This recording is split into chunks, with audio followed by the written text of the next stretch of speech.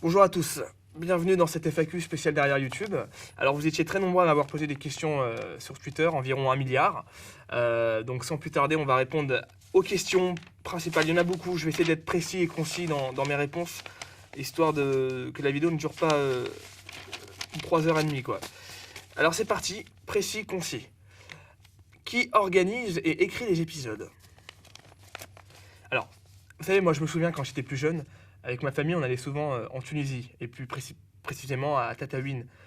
Moi j'ai un souvenir de quand j'avais 3 ans. C'était une sorte de désert où il y avait quelques brebis au loin, vous voyez. Et nous, avec mes frères et sœurs, on prenait des cailloux, on les foutait dans les foulards, et là on caillassait les brebis comme ça. Là. Ah oui, alors qui organise et écrit les épisodes? Alors c'est moi qui ai écrit la saison 2 pratiquement dans son intégralité, sauf l'épisode 1. L'épisode 1, on l'a écrit, je l'ai coécrit avec quelqu'un avec qui ça s'est pas super bien passé par la suite. Donc j'ai dû m'en séparer pour terminer toute la série tout seul. Et c'est moi qui organise tous les épisodes. Pourquoi tu fais tout ça pour YouTube? Alors je vais pas vous mentir, à la base, moi YouTube, je m'en servais comme tremplin vers le cinéma. À la base, je voulais qu'être acteur, mais plus le temps passe, plus je me dis que je prends du plaisir quand même à faire de la réalisation, à faire de l'écriture. Et tous ces métiers qui tournent autour de la création, finalement, ça me plaît, quoi. Donc, finalement, YouTube, c'est plus une façon pour moi d'apprendre tous ces métiers. Je pense que si YouTube continue d'avancer, je prendrai toujours plaisir à mettre des créations dessus. Moi, j'aimerais bien arriver à la finalité de pouvoir faire un long métrage, mais un vrai long métrage. C'est-à-dire pas un long métrage façon YouTube où on fait avec les moyens du bord, parce qu'à la longue, c'est très fatigant de devoir se débrouiller toujours avec les moyens du bord. Mais j'aimerais bien que sur YouTube, dans quelques années, on puisse voir des longs métrages qui ne demandent pas forcément autant de moyens qu'au cinéma, mais où on commence à avoir une vraie structure comme au cinéma. Mais pour YouTube, quel est l'épisode qui a été le plus difficile à tourner? Dans la saison 2, je crois qu'il n'y a pas eu un seul épisode qui a été simple à tourner. L'épisode 1 était très très très compliqué et je vais pas épiloguer dessus. Vous allez voir les making-of bientôt, vous allez comprendre pourquoi c'était très difficile. L'épisode 1, ça a été un 48 heures non-stop. Il y a eu 1 heure de pause dans les 48 heures et vous avez vu le scénario dans l'épisode 1, il y a la sortie du piano, il y a tous ces figurants qu'il fallait gérer, il y a le coucher du soleil aussi qu'il fallait prendre en compte par rapport aux scènes. L'épisode 7 aussi, ça a été très très très très dur. Parce que dans l'épisode 7, j'ai voulu réunir beaucoup de monde. Alors, il y a eu la session avec les youtubeurs. C'était pas le plus compliqué parce que c'est des gens qui sont professionnels. Alors, quand tu leur donnes une date et un lieu, ils viennent et ils sont à fond et ils jouent le jeu. Donc, ça, finalement, c'était pas du tout le plus compliqué, bien que ça puisse paraître compliqué. Toute la séquence dans le parking, j'ai eu un petit peu peur. C'est difficile de pouvoir tout gérer et en même temps de jouer et d'être sûr que les images soient bonnes. La partie box dans l'épisode 7, je vous laisserai voir le making-of, mais j'ai failli lâcher le projet en fait. J'ai failli abandonner et dire j'arrête. J'arrête cette série ou alors je change complètement le scénario à la fin de la série, quoi.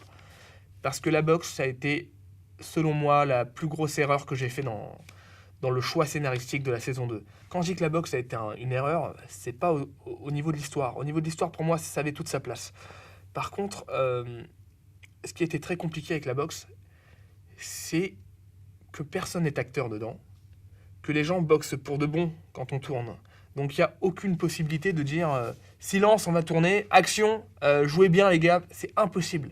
C'est des gens qui sont là, qui boxent. C'est des gens qui m'ont rendu un énorme service en me disant tu peux utiliser la salle de boxe, mais on s'arrêtera pas de boxer pour que tu puisses tourner. Vous savez, quand on fait une scène quand on veut tourner une scène de, je sais pas, hein, une page de scénario, on va dire, il y en a pour au moins 2 heures, minimum 2 heures. Donc quand moi j'ai bêtement écrit 2 pages de scénario, par exemple dans l'épisode 7, j'ai écrit 2 pages de scénario juste avec Guillaume Carner, parce que c'était des scènes clés, parce que c'était la petite enquête qu'il allait avoir autour du vol du portefeuille. Il faut savoir que c'était pas si facile que ça pour le personnage de récupérer sa place dans le club de boxe et d'accéder à la compétition. Je vais vraiment essayer de faire concis et vous laisser découvrir les making-of pour voir tout ça. Je vais juste répondre le plus simplement aux questions parce que la FAQ risque de durer vraiment très longtemps si je commence à développer, parce que j'ai tellement de choses à dire pour me justifier. Parce que je considère qu'il y a beaucoup d'erreurs dans le scénario et que j'ai besoin de me justifier par rapport à toutes ces erreurs. C'est con, hein, mais voilà. Y aura-t-il une saison 3 ?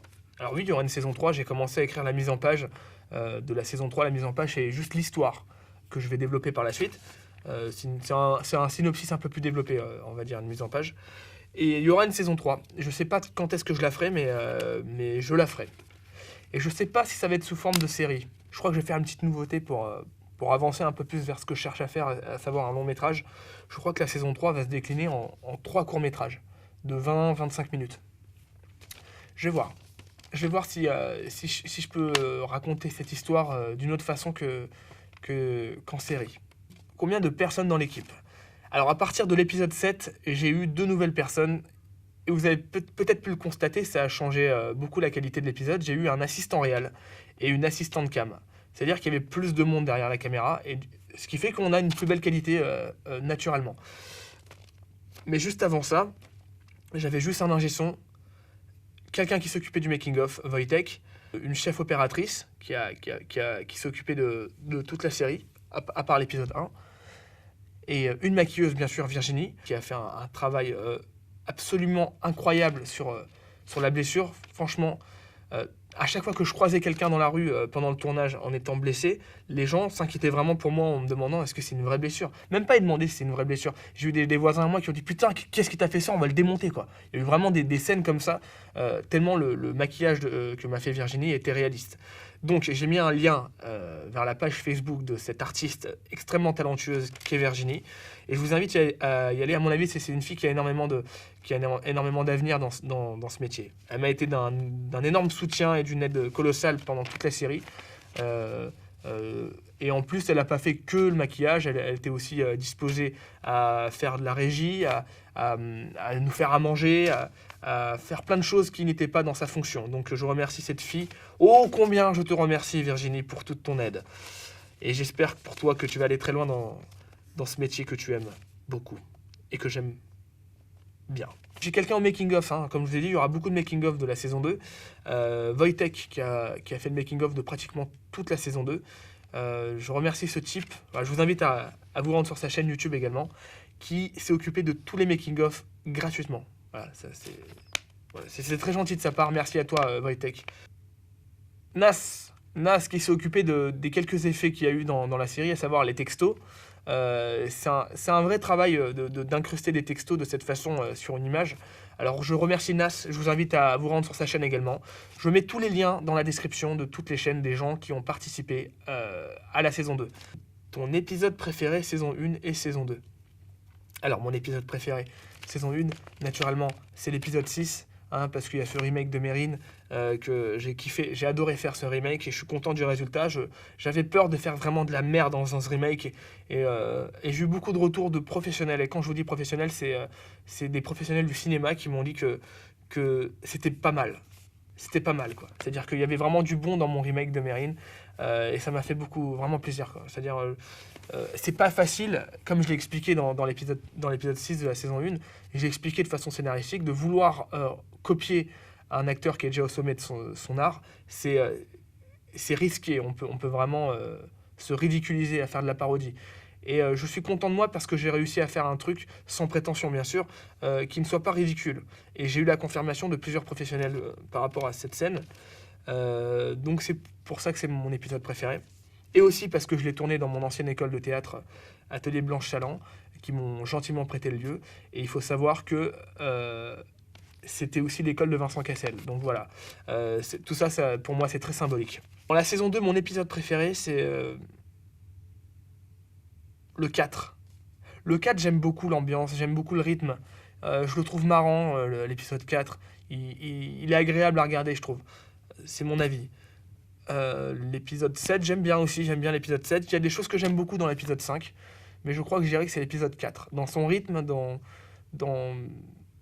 l'humour qu'il y a dedans, c'est le 4. Ouais. Alors l'épisode que j'ai le moins aimé dans la saison 1, c'est l'épisode 2. Je trouve qu'il est chiant, mais qu'il est chiant. En fait, pendant l'épisode 2, c'est un format qui aurait pu cartonner sur YouTube, je pense, parce que on est vraiment sur du docu-fiction, là. C'est-à-dire, c'est mis en scène, c'est un peu de la fiction, mais on dit strictement la vérité. Je parle de l'argent sur YouTube dans l'épisode 2. Donc oui, ça intéresse les gens de savoir combien on gagne, etc. Mais qu'est-ce que c'est chiant. 5 minutes d'un gars en train de parler d'argent sur YouTube à table. C'est d'un chiant. Je l'ai déjà dit, non? Oui, je l'ai déjà dit. L'épisode 1, il est bon, je le trouve pas terrible, hein, parce que c'était le premier. Techniquement, c'est extrêmement mauvais. Il n'y a rien qui est écrit, c'est pas improvisé non plus, mais... Enfin, c'est légèrement improvisé, mais j'ai juste écrit la structure de l'épisode, mais on n'a rien écrit d'autre. Il n'y a pas de dialogue d'écrit, quoi. On improvise. Et du coup, bah, ça se sent, et c'est pas terrible, mais bon, on va dire c'est l'épisode le plus authentique de la série, après. Il est vraiment authentique. C'est-à-dire, l'épisode 1, tout ce qui se passe, c'est vrai. C'est mis en scène, mais c'est vrai. C'est-à-dire, il y a eu vraiment ce côté, j'en ai ras le cul de faire des caméras cachées. J'ai pas envie, en vacances, de devoir faire une caméra cachée pour que quand je rentre sur Paris, j'ai une vidéo à mettre sur YouTube que mes abonnés auront attendu. J'avais ce côté-là qui me prenait la tête. Et le petit côté, je m'apprête à faire une caméra cachée en mode contrôleur, c'était vrai. Et c'était pendant le trajet qu'on est parti en vacances. Pendant le trajet, j'avais toute cette tenue-là. Et vraiment, je me suis senti ridicule à dire, mais qu'est-ce que je fous, quoi. J'ai vraiment que ça à foutre, là, dans le train, de faire une caméra cachée avec cette tenue de contrôleur ridicule et tout. Et là, l'idée a commencé à germer dans ma tête en disant, tiens, je vais tenter un truc et on verra ce que ça donne. À la base, derrière YouTube, ça devait être un seul épisode. Finalement, ça a été une série. Et je suis content. Dans la saison 2, l'épisode que j'ai le moins aimé, c'est l'épisode 2. Voilà, c'est l'épisode 2, il se passe pas grand chose. Je l'aime pas trop. C'est une transition entre la réalisation de l'épisode 1 qui n'était pas que ma réalisation, c'était une co-réalisation, et la réalisation que j'ai voulu mettre dans toute la série après. Donc c'était une transition. Comme je vous l'ai dit, j'ai dû me séparer de la personne avec qui j'avais co-écrit l'épisode 1 et co-réalisé. Donc il fallait que je fasse une transition sans que ce soit trop agressif, parce que l'épisode 1, si vous le regardez à nouveau, vous verrez que la réalisation, elle n'a rien à voir. On est vraiment sur un truc où on pose les plans, où il y a beaucoup de plans, où c'est contemplatif. Moi, je ne suis pas trop de cette façon de faire, enfin sur YouTube, quoi, surtout, parce que je trouve que ça sert un peu à rien sur YouTube de faire des plans très contemplatifs. J'aime bien moi, la caméra à l'épaule qui suit la personne et qui filme la vie de ce gars, quoi. J'aime bien aussi poser des plans de temps en temps pour qu'il y ait une vraie réalisation, mais il n'y a pas trop de temps à perdre à ce niveau-là sur YouTube. On doit aller très très vite quand on fait une vidéo sur YouTube. En un jour, il faut tourner 6 minutes utiles. Hein, quand vous savez qu'au cinéma, c'est 2 minutes utiles par jour, à YouTube, c'est 6 minutes, voire 10 minutes. Hein. Ça m'est arrivé de faire 10 minutes utiles en un jour. Donc l'épisode 2 de la saison 2, c'est celui que j'aime le moins. La plus grosse galère de tournage, bon, bah, ça a été le coup du piano dans l'épisode 1. Et dans l'épisode 7 de la saison 2, la séquence boxe avec Guillaume Carner, ça a été une vraie galère parce que j'ai pu avoir 30 minutes pour tout tourner. Tout ce qui se passe dans l'épisode 7 avec Guillaume Carner dans la salle de boxe, toutes les séquences avec lui, qu'on voit avec lui, c'était en 30 minutes. Donc c'était direct, on y va direct, une seule prise, on n'a pas le temps de niaiser, comme on dit. Et ça a été compliqué. J'ai vraiment flippé du résultat et j'ai dû faire un sacrifice sur plein de clés scénaristiques et d'intrigues de l'épisode 7. Et au final, ça passe, mais l'épisode 7 ne devait pas être comme ça à la base. Donc ça a été la plus grosse galère de tournage. Mon plus beau souvenir, c'est difficile de vous dire c'est quoi le plus beau souvenir parce que j'avais tellement de postes sur la série. J'avais tellement de postes, tellement de casquettes à avoir. Je devais diriger les gens, je devais jouer également, je devais répondre au téléphone et je devais réaliser et parfois faire la bouffe et ce genre de choses que je n'arrive pas à savoir quand est-ce que j'ai été pleinement dans l'euphorie de ce qui se passe. Il n'y a pas de moment où Vous verrez les making-of, il y a une putain d'ambiance sur les tournages. On se marre beaucoup, mais dans ma tête, il y a tout à faire. J'aimerais beaucoup que vous aussi, dans les commentaires, vous me disiez quel épisode vous avez le plus aimé dans la saison 1, dans la saison 2, et moins aimé dans la saison 1, saison 2. Pierre West. La question sur Pierre West. Qui est Pierre West ? Eh bien, écoutez, Pierre West, c'est le père d'un de mes meilleurs amis. C'est un musicien très talentueux qui a composé toutes ses musiques, non pas pour derrière YouTube, mais qu'ils avaient composé pour lui il y a de ça déjà 20 ans. Donc il a eu la gentillesse de me permettre d'utiliser toutes ces musiques. Donc la chaîne de Pierre West, je vous invite à aller la découvrir. Il y a pas mal des musiques que vous avez entendues dans la série. Vous allez vous régaler. Et la saison 3, il y aura d'autres musiques de Pierre West. Parce que ce mec a fait beaucoup de musique. Et je trouve que les musiques de Pierre West, elles apportent vraiment quelque chose dans l'ambiance de toute la série. Donc je me séparais pas de ces musiques. Par contre, il faut savoir qu'il y a un autre compositeur dans la saison 2 qui s'appelle Pierre Brousse. Et c'est lui qui a composé toutes les musiques d'ambiance, ainsi que la musique de l'épisode 7, qui est un remix, vous l'aurez certainement remarqué, entre la musique de... Merde, c'est quoi le titre? Bon, la musique de Matrix et la musique de Merrin. C'est un remix de ces deux musiques, c'est moi qui ai insisté pour que ce soit comme ça. Toute la séquence d'entraînement dans l'épisode 7. Donc ça, Pierre Brousse, c'est un musicien qui est jeune et qui a un talent phénoménal dans la musique. Il a été capable de me faire des musiques sur mesure.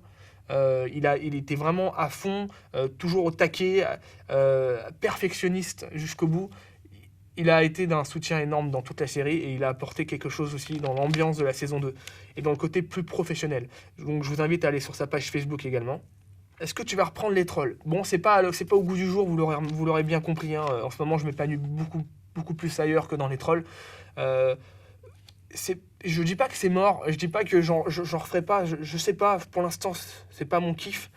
Je peux avoir une idée un matin et me dire, tiens, putain, il faut que je fasse une caméra cachée sur ça, ça va être marrant. Je peux aussi avoir un truc que j'attendais depuis longtemps. Vous voyez la chaîne Nous, là? Moi, je trouve que ils sont excellents en caméra cachée, je me marre quand je regarde leurs trucs. J'aime beaucoup le style de caméra cachée qu'ils font, c'est vraiment bon enfant, c'est pas agressif, c'est pas très compliqué à faire. Enfin, de mon point de vue, parce que moi j'ai fait des caméras cachées qui me semblent extrêmement compliquées à faire, et c'est un peu ce qui m'a dégoûté en fait de la caméra cachée. Je me suis tellement mis dans des situations qui m'ont rendu malade en caméra cachée qu'aujourd'hui je me dis putain, j'ai plus envie de le faire. Et quand j'ai vu la chaîne Nous, j'ai dit merde, c'est exactement ce que j'aurais voulu en caméra cachée. Un truc comme ça, un truc entre potes, où on se marre toujours, où on est toujours en sécurité parce qu'on a un autre pote qui est là, on a une équipe qui nous filme, c'est encadré. C'est ce que je cherchais à faire en caméra cachée, j'ai jamais réussi, j'ai jamais pu le faire. Vous l'avez constaté, j'ai fait énormément de caméras cachées tout seul, où je me lève le matin et je me mets ma caméra tout seul sur moi et je vais en face à face avec quelqu'un. Et c'est ce qui m'a complètement dégoûté de la caméra cachée. J'aimerais bien y revenir, et j'aimerais bien vouloir y revenir, en faisant un truc comme cette chaîne Nous. Donc s'il y a une prod qui voudrait développer un programme de caméra cachée sur ma chaîne, plus de cette façon-là, je suis OK. Moi je suis OK, mais à condition que ce soit encadré. Voilà, je sais, il y a des gens qui m'ont dit ouais, tu veux trop avoir de l'argent en faisant des caméras cachées, tu te prends pour une star à vouloir être encadré et tout, et c'est ça qu'on aime dans tes caméras cachées, c'est que tu fasses tout seul. Je fais mais ok, mais allez-y, allez faire des caméras cachées tout seul. J'en ai fait 20, ok, donc 20 c'est déjà pas mal. Moi j'ai dit je suis très chaud d'en refaire, à condition que le format soit plus simple. Et que je sois encadré. Et j'aimerais bien le faire avec des potes. J'aimerais vraiment le faire avec des potes, quoi. C'est plus marrant, tu sors avec tes potes, tu vas faire des caméras cachées, tu rentres, t'as une vidéo cool, tu la mets sur internet, ça marche, ça fait rire tout le monde. C'est quand même plus épanouissant que d'aller s'incruster dans un restaurant tout seul ou aller dans une banque faire le guignol et prendre des risques et que le mec dit je vais porter plainte contre toi. Il faut savoir que j'ai déjà eu 2 mises en demeure pour des caméras cachées. C'est lourd de recevoir un courrier d'avocat pour une vidéo YouTube. Hein, t'arrives chez toi, tu regardes le courrier, tu dis mais non, mais merde, mais c'est bon, c'est pas méchant, c'est une caméra cachée, je voulais pas faire chier le monde, je voulais juste plaire à mon public, quoi, leur donner ce qu'ils veulent. Et ben non, mise en demeure, dédommagement et compagnie. Après, bon, bien sûr, hein, pour que ça aille au procès, une caméra cachée, il faut y aller, mais quand tu reçois un courrier de mise en demeure d'avocat, d'huissier, je peux te dire que tu dis merde, à quoi ça sert de faire ça, quoi? Donc voilà, j'aimerais être encadré pour faire de la caméra cachée. Et là, je pense que je peux vraiment en faire pas mal. Ami producteur, ça c'est une question très intéressante. Pourquoi tu parles si peu de YouTube dans Derrière YouTube? Eh bien, c'est marrant parce que je considère que dans la saison 2, je parle beaucoup plus de YouTube que dans la saison 1. En fait, je parle plus, mais on va dire qu'il y a un sous-texte. Il y a un sous-texte à comprendre. Il y a beaucoup de gens qui l'ont compris. Je suis content de voir sur la série, il y avait énormément de gens qui ont compris ce que j'ai voulu faire. Et t'as d'autres gens qui disent mais je comprends pas où tu veux en venir, c'est où derrière YouTube? Il y a plus de derrière YouTube. Bien sûr qu'il y a derrière YouTube. Même dans l'épisode 3, il y a derrière YouTube. Dans l'épisode 4, bon, dans le 1, c'est clairement derrière YouTube. C'est le mec devant ses commentaires qui pète un câble. Ok, on est derrière YouTube. Il y a le côté fan dans la rue qui filme le mec en train de jouer du piano. Dans le 2, c'est derrière YouTube. Il supprime sa chaîne. Ok, déjà, Au moment où il supprime sa chaîne, je vais pas parler de derrière YouTube, de YouTube pendant toute la série. C'est chiant, il n'y a pas grand-chose à dire sur YouTube. Donc j'ai préféré le tourner d'une autre façon. Dans le côté de l'épisode 3, il y a son rêve qui a été tourné exactement où je suis là, avec Cyprien et tout. Il y a le côté avec Romuald pendant l'épisode 3 où à table il lui demande « Ah, j'ai vu que tu étais connu et raconte-moi ». Et pendant la nuit, il dit « Est-ce que ça rapporte de l'argent de faire des vidéos sur Internet ?» Tout ça, c'est du derrière YouTube parce que dedans, j'explique par le texte des choses. Au lieu de les expliquer bêtement, comme dans l'épisode 2 de la saison 1, à table, oui, tu sais, un network, ça te prend ton argent. Là, tu l'expliques grossièrement. Bah, dans la saison 2, j'ai préféré l'expliquer d'une autre façon, avec un peu de mise en scène, avec un peu de jeu, avec, de toute façon, ça c'est derrière maintenant, ça sert plus à rien. Si tu veux gagner de l'argent sur YouTube, bah, ça dépend du contenu que tu fais. Bon, voilà, regardez à nouveau la série, vous verrez qu'il y a plein de choses qui sont expliquées. Même dans l'épisode 4, il reste encore un peu de derrière YouTube. Il reste accroché malgré tout. Quand il regarde son téléphone, il regarde une vidéo sur YouTube dans l'épisode 4. C'est parce qu'il est encore un peu accro et il veut se tenir au courant, tu vois. Dans l'épisode 5, dès le début, il se ramène dans une salle de boxe. Il voit qu'il y a un gars qui fait des vidéos sur Internet également. Et il lui dit « Ah, tu me reconnais pas ?» Bah non, je te reconnais pas. C'est-à-dire, voilà, c'est encore un côté derrière YouTube parce que les gens s'oublient très vite. Tout le monde ne se connaît pas forcément, tu vois. Dans l'épisode 6, bon, peut-être que dans l'épisode 6, il n'y a plus vraiment ce côté derrière YouTube, mais bon, c'est pas grave, c'est l'histoire d'un gars avant tout, quoi. Et dans l'épisode 7, j'ai fait un gros retour derrière YouTube pour montrer que pendant ce temps-là, d'autres personnes ont évolué, ils ont fait un film sur YouTube, etc. Et c'est pour faire un clin d'œil à la saison 1. Donc finalement, derrière YouTube, j'en parlais énormément je parlais énormément de YouTube, quoi. Et dans la saison 3, je crois que je vais encore moins en parler parce que je vais en parler dans la saison 3. Ce que j'ai écrit, ça parle déjà beaucoup de YouTube, mais faut pas s'attendre avec la série, que ce soit que sur YouTube et que des YouTubeurs. C'est ennuyeux. Il n'y a pas grand-chose à dire. Je vous assure qu'il n'y a pas grand-chose à dire. Et il faut un scénario, il faut des contraintes, il faut des obstacles, il faut des objectifs dans l'histoire, sinon tu peux pas écrire de scénario. Sinon tu fais que du docu-fiction et la série, elle aurait fait 4 épisodes, quoi. J'aurais parlé de la popularité, j'aurais parlé de l'argent, j'aurais parlé des galères de tournage, et voilà, on a fait le tour. Je m'énerve pas, je vous dis, je vous raconte. Non mais voilà, ça parle beaucoup de YouTube quand même, malgré tout. Alors une question qui n'a rien à voir, est-ce qu'il y aura un épisode sur Mozart? Est-ce qu'il y aura la suite de l'épisode sur Bach? Je ne vais pas faire une vidéo sur Tipeee, je vous invite juste à vous rendre sur le lien, vous verrez, j'explique tout ce qui va se passer sur ma chaîne par rapport au prochain programme. Je veux pas en faire une vidéo pour vous dire oui, il faut de l'argent pour faire les choses. Les gens savent qu'il faut de l'argent pour faire les choses. J'explique tout sur Tipeee, voilà le lien. Vous pouvez vous rendre dessus et il y aura une vidéo sur Mozart que je vais tourner en juin. Je la tourne le 18, 19, 20, 21, 22 juin. C'est un truc qui prend pas mal de temps. Je suis déjà en train d'écrire le scénario. Enfin, le scénario, il est déjà écrit. On l'a écrit avec Victor, mon pote Victor. On est en train d'organiser tout. Je commence à m'entourer d'une vraie équipe pour pouvoir bien organiser ce tournage sur Mozart parce que j'ai envie de mettre la barre un peu plus haute que pour Bach. Bien sûr, il y aura besoin de sous pour réaliser cette vidéo sur Mozart. Donc, j'invite ceux qui sont intéressés par toutes ces choses à vous rendre sur Tipeee. Tout est expliqué. J'en dis pas plus. Par contre, la vidéo sur Mozart, elle sortira vers septembre. Je ne vais pas la sortir en été, ça sera un petit peu dommage. On voit un certain niveau physique à la fin de ta série. Tu l'avais déjà ou tu as dû t'entraîner? Bah, vous aurez compris avec le timelapse que j'ai voulu faire une transformation pour la série. Moi, c'est une façon de montrer que je suis de cette trempe-là, que c'est le genre d'acteur que je veux être, que je peux modifier mon corps pour un rôle, même si c'est pour YouTube. J'ai montré que je pouvais le faire pour YouTube. Maintenant, je vous assure que si c'était pour le cinéma, mais je peux le faire 10 fois plus que ça, sans problème. Je peux me consacrer à une transformation physique à tous les niveaux, hein, pas que dans la prise de muscle. Je peux changer physiquement complètement, je peux devenir obèse pour un rôle. Je peux devenir... Je suis comme ça, moi j'adore ces challenges. J'ai envie de vivre plein de choses dans ma vie et sans problème je changerai de physique et je changerai de mentalité, je changerai de façon de vivre pour un rôle, sans problème. Avec grand plaisir. J'attends que ça, moi. C'est tout ce que j'attends. Pour ça, je me l'impose dans une série YouTube parce que ça me tue de devoir attendre. Et j'ai peur que ça n'arrive jamais, quoi. J'ai peur que jamais on me dise allez, tiens, on te propose un rôle au cinéma et tu vas devoir devenir ce personnage public ou alors ce personnage historique, ou alors créer un personnage qui est comme ça, j'ai peur que ça n'arrive jamais. Donc je vais essayer de le faire moi. Je vais essayer de le faire moi, quoi. Combien de temps t'as mis pour réaliser la saison? Bah, ça a pris 8 mois. J'aurais pu la réaliser en 2 mois si j'avais pas eu la transformation physique. J'aurais pu la faire en 2 mois, ouais, sans problème.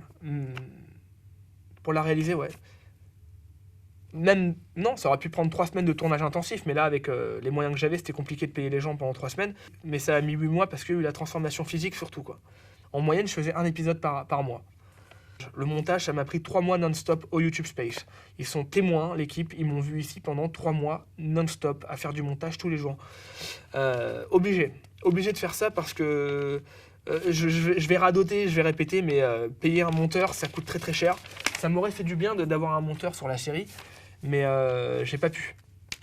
Et j'ai pas pu avoir un monteur, donc j'ai dû faire tous les montages. Est-ce qu'il y a des placements de produits dans Derrière YouTube, saison 1, saison 2 ? Il n'y a aucun placement de produit dans la série et il n'y en a aucun sur ma chaîne. Si je faisais du placement de produit avec tous les paquets d'opérations qu'on m'a proposées, j'aurais pu produire toute la série Derrière YouTube sans problème à un niveau largement au-delà. Mais je veux pas mettre de placement de produit sur cette chaîne, non. Je préfère, même si j'ai un peu de mal avec ça, faire financer les projets par Tipeee, par les abonnés qui veulent investir dans les programmes sur cette chaîne, que vous faire une vidéo où il y aura un placement de produit, où je vais essayer de vous vendre un truc en cachette et faire profiter une marque. Non, ça hors de question sur ma chaîne. Je dis pas que j'en ferai jamais. J'en ai déjà fait des placements de produits, mais pas sur ma chaîne. Quand je dis placement de produit, c'est que j'ai déjà tourné dans un spot pour Radio Classique. Je considère que c'est pas un placement de produit dégueulasse non plus. J'ai déjà tourné dans quelques spots où je suis comédien et il y a un placement derrière, mais c'est pas sur ma chaîne. Il faut bien que je gagne ma vie quand même, donc j'en ferai aussi peu que possible, mais j'en ferai parce qu'il faut gagner sa vie. Mais je préfère, même si j'ai un peu de mal avec ça, faire financer les projets par Tipeee, par Ulule et ce genre de choses, que vous faire un placement de produit vicieux et caché.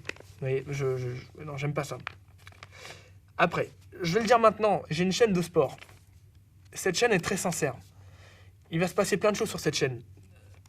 Pour ceux qui ne la connaissent pas, je vous invite à vous y rendre. Il y a tous les making-of des entraînements que j'ai suivis pour la transformation pendant la série. Il va y avoir un programme que je vais lancer avec les abonnés qui veulent faire du sport. On va faire un programme en interaction à partir de la rentrée 2016, septembre 2016. Et il y aura plein de vidéos comme ça. Il y aura des vidéos pour des conseils, il y aura des vidéos de motivation. C'est une chaîne que je vais vraiment travailler sincèrement parce que le sport, je m'en suis rendu compte avec la saison 2. J'étais pas sportif avant de faire la saison 2 et le sport, ça m'a apporté beaucoup de bien-être. Donc si je peux en faire profiter les gens, je vais le faire. J'aimerais bien pousser autant que possible les gens à faire du sport et à se motiver, à se sentir mieux dans leur peau. Alors, la chaîne de sport, j'en ai pas fait pour l'instant. C'est pas prévu, mais il est possible que sur cette chaîne, il y ait des placements de produits par moment. À ce moment-là, ce sera notifié, je vous le dirai dès le début, qu'il y a un produit que je conseille. Mais si je fais un placement de produit dans la chaîne de sport, c'est vraiment parce que le produit, je le trouve bien. Question sur Romuald. Va-t-on revoir Romuald dans la saison 3 ? Je dis pas. Par contre, Romuald, voilà, je vais en parler, il s'appelle Thomas Vernant en vrai. C'est un acteur professionnel, vous avez remarqué quand même que au niveau du scénario, c'est le gars à qui j'ai donné le plus de choses à faire parce que c'est un acteur professionnel qu'il a apporté énormément à la saison 2, qu'il a été extrêmement présent, toujours motivé, et que c'est un gars que j'ai pas payé non plus. Et quand même, il a passé pas mal de jours à tourner dans mon truc. Donc, merci à toi, Thomas Vernant. Thomas, mon pote, c'est vraiment un ami très proche à moi. Thomas fait partie des gens sur Internet qui n'ont pas du tout la reconnaissance qu'ils méritent. Alors là, j'insiste sincèrement. Allez sur la chaîne de Thomas Vernant. Pour moi, c'est ma chaîne préférée sur YouTube. Parce que, bon, bien sûr, j'adore les contenus où les gens jouent la comédie, tout ça. Donc lui, c'est un gars qui joue extrêmement bien la comédie. C'est un gars qui n'avance pas sur YouTube. Je ne comprends pas comment YouTube est foutu aujourd'hui. C'est toujours pour les mêmes. C'est toujours pour les mêmes que ça marche. T'as des mecs comme lui qui travaillent dur, qui passent je sais pas combien d'heures sur leurs vidéos pour faire un truc que quand tu regardes, tu dis putain, le mec il se donne du mal à jouer plusieurs personnages alors qu'il est tout seul. Et il fait quoi? 5000 vues, 6000 vues, il n'arrive pas à monter. Je vous invite sérieusement à vous rendre sur la chaîne de Thomas Vernant et de vous y abonner et de suivre ce type qui mérite beaucoup plus. Je suis convaincu que Thomas, tu vas exploser sur YouTube. On en a beaucoup parlé, mais un peu de patience. Je te dis, ça fait longtemps que je te dis, sois un petit peu patient. La roue va tourner, hein. Comme dans l'épisode 3, la roue tourne, va tourner. Pour la suite, tu comptes encore te laisser carte blanche pour l'histoire, parce que j'ai vraiment kiffé cette saison de perso. Merci Anatole Malo, ça me fait plaisir que tu me suives encore, Anatole. Oui, carte blanche totale pour la suite.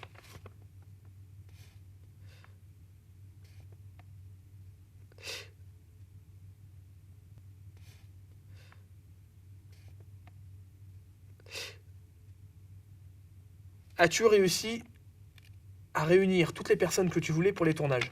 Pas tout le temps, non. Pas tout le temps. Il y a même des youtubeurs qui ont planté sur l'épisode 7. Il y a des youtubeurs qui ont planté sans prévenir. J'ai halluciné, là. Vraiment, j'ai halluciné. C'est-à-dire, comment convaincre Cyprien de jouer? Je lui ai simplement envoyé un message, 6 mois à l'avance par contre, parce que je lui ai dit, tiens, est-ce que ça te dirait de faire un truc dans la série? Il m'a dit, oui, avec plaisir. Et je l'ai recontacté, il a dit oui, il a joué le jeu, et pour ça, je te remercie, Cyprien. Je sais pas si tu regarderas la FAQ, mais un grand merci à toi. Romuald a une question, vraiment. Pourquoi Thomas, Romuald, joue dans la saison 1, l'épisode 3? Eh bien, comme je l'ai dit tout à l'heure, dans l'épisode 3 de la saison 1, Thomas a un rôle un peu merdique. Son rôle, il n'est pas terrible. Donc, même lui, il n'était pas content de son rôle, et j'ai dit merde, quand même, ce mec-là joue super bien, il est extrêmement disponible, et c'est un ami à moi maintenant, c'est un vrai ami à moi. Alors je me suis dit, on s'en fout des codes, tu vas jouer un autre personnage dans la saison 2, même si tu as un personnage dans la saison 1, il joue son propre rôle, le rôle d'un acteur, dans l'épisode 3, allez le voir. Et je dis c'est pas grave, dans la saison 2, tu joueras un autre rôle, et c'est pas grave. De toute façon, à mon avis, il y a peu de gens qui vont s'en souvenir. Et il y a eu quand même des gens qui s'en sont souvenus et des gens qui sont revenus voir la saison 1 et qui m'ont fait la réflexion. Pourquoi Thomas joue 2 rôles? Voilà pourquoi. Parce que je voulais absolument que Thomas joue dans la saison 2. Et j'ai dit, on s'en fout. Est-ce que ça a beaucoup changé de tourner avec un budget? Oui, simplement que j'ai pu avoir 2-3 personnes dans l'équipe, que j'ai pu payer... j'ai pas pu les payer pleinement, j'ai pu les payer un petit peu, mais ça a changé que je pouvais compter sur une équipe. Donc oui, ça a changé. J'avais fait un projet Ulule à 5 000 €. Et je les ai eus, j'ai même eu 6 000 €. Ça m'a fait plaisir. Faut savoir que l'épisode 1 m'a complètement plombé. Il y a beaucoup d'argent que j'ai mis de ma poche. Et il y a aussi beaucoup d'argent que un producteur a mis. Un producteur, même pas, je dirais même pas que c'est un producteur, c'est un ami qui a mis de l'argent. Je lui ai mis comme producteur. C'est Rémi Saïd. C'est un jeune gars qui a dit je vais investir dans ta série. Bien sûr, il y a des contreparties. Tout ce qu'il a mis comme argent dans la série, je vais lui rembourser. C'est plus un prêt qu'il m'a fait. Il va récupérer de l'argent sur les vues et il va récupérer de l'argent sur d'autres choses. En tout cas, son argent, je te promets que tu vas récupérer ton argent, je te le jure. Parce qu'il a mis pas mal de fric, c'est-à-dire la série, j'ai pu la finir grâce à lui. Tiens, c'est la dernière question. L'objectif avec la série, je l'ai dit tout à l'heure. L'objectif, c'est de finir avec un long métrage. De faire un long métrage à la fin, la saison 4. Ça serait l'objectif principal de la série. Voilà. Donc j'ai répondu à toutes vos questions. Pas toutes, mais je pense les questions qui méritaient d'avoir une réponse. J'espère que j'ai rien oublié. J'espère que j'ai pas oublié des gens. Je m'excuse sincèrement si j'ai oublié des gens. Tous les liens dans la description. Je vous invite à aller voir toutes ces personnes. Voilà. Moi, les projets là, les projets qui viennent, c'est la vidéo sur Mozart, comme j'ai expliqué. On va tourner une partie à Paris, une partie en Bretagne, pour avoir un beau lieu, un beau décor et tout ce qu'il faut, et des beaux costumes. J'ai ouvert le Tipeee qui sera tout le temps actif. Je ne demanderai pas aux gens mettez de l'argent dans le Tipeee pour un oui, pour un an. C'est dès que j'aurai un projet, je le partagerai en disant voilà, j'ai un projet, ça va coûter un peu d'argent. Est-ce que vous pouvez, si vous voulez participer, c'est avec plaisir. Vous pouvez le faire. Le lien, une fois de plus, du Tipeee. Par exemple, le prochain projet, c'est Mozart. Voilà, le Tipeee, tout l'argent qu'il y a dessus, ça sera pour Mozart. Quand je ferai la saison 3, je remettrai au goût du jour le Tipeee. Je sais pas trop quoi vous dire d'autre. Je suis très content, personnellement, des résultats de la série par rapport aux commentaires, aux retours, au nombre de vues. Je pensais pas que j'allais faire 100 000 vues par épisode. J'espérais le faire. J'aimerais bien faire 200 000 par épisode. Mais la saison 1, elle marchait pas. Déjà parce qu'il y avait trop d'espace entre les épisodes, il y avait un espace trop grand. Et ça marchait pas. Ça faisait 30 000 vues en un jour, 50 000 vues en une semaine. Maintenant, ça fait 100 000 vues en une semaine. C'est génial. Je pense que la saison 3 va faire encore plus de vues. Je suis vraiment content. Ça me motive à aller plus loin. Sachez que moi, je me limiterai jamais. Je serai toujours à fond. Je serai toujours à fond sur mes projets. Je veux toujours que ce soit mieux. Et j'ai peur de régresser. C'est ma plus grosse crainte, ma plus grosse hantise, c'est de faire moins bien. Donc je me donnerai toujours à fond pour faire toujours mieux. Mozart, je sais, même si on ne l'a pas tourné, comme on l'a écrit, ce sera mieux que Bach. Dans la forme, dans le fond, dans les explications, dans la technique, ce sera mieux. La saison 3 sera mieux que la saison 2. Voilà. Je vais essayer d'être assez régulier sur ma chaîne YouTube et proposer autre chose que derrière YouTube et le concept sur la musique classique. Comme je l'ai dit, s'il y a des producteurs qui sont intéressés par produire un contenu de caméra cachée sur ma chaîne, je suis preneur. Je vais essayer d'alimenter ma chaîne par des sketchs de temps en temps, par du making-of, par des moments où je m'adresse à vous directement. Si vous voulez vraiment me voir régulièrement, ça va être la chaîne de sport. Je vais être extrêmement régulier sur cette chaîne. Et il y aura pas que des trucs de sport. Hein. Ça va être axé sur le sport, mais il peut y avoir de l'humour, il peut y avoir des sketchs. Déjà, tous les vlogs que j'ai tournés, là, les 25 vlogs que j'ai tournés, il y a beaucoup d'humour dedans. Hein. On va me suivre dans la vie de tous les jours quand j'ai fait les vlogs.